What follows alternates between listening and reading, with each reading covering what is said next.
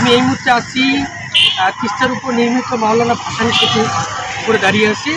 আপনারা জানেন যে এই সেতুটি উদ্বোধন করা হয়েছে এবং গাইবান্ধা এবং কুড়িগ্রাম জেলার মানুষের যাতায়াত এবং ঢাকা থেকে যাতায়াতের যে জনদুর্ভোগ ছিল সেটি লাঘব হওয়ার জন্য আমরা এসেছি। আমরা ঘুরে দেখবো এবং দুই জেলার মানুষের যে ব্রিজ উপভোগ করা যে হিরিক এবং পর্যটকের দুয়ার খুলেছে এবং পাশাপাশি যাতায়াতে জনদুর্ভোগ ছিল সেটি লাঘব হয়েছে। আমরা ঘুরে দেখবো এবং বিভিন্ন জনের সাথে কথা বলবো, তারা কি বলছে এবং এই সেতু উদ্বোধনের পর তারা কী কী ধরনের সুযোগ সুবিধা পাচ্ছে সেটি জানাবো।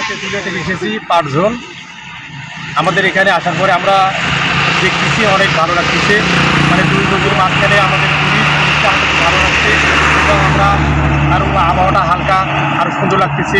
অনেক লোকজন মানে এখানে যাওয়া আসা করতেছি, খুব ভালো লাগতেছে।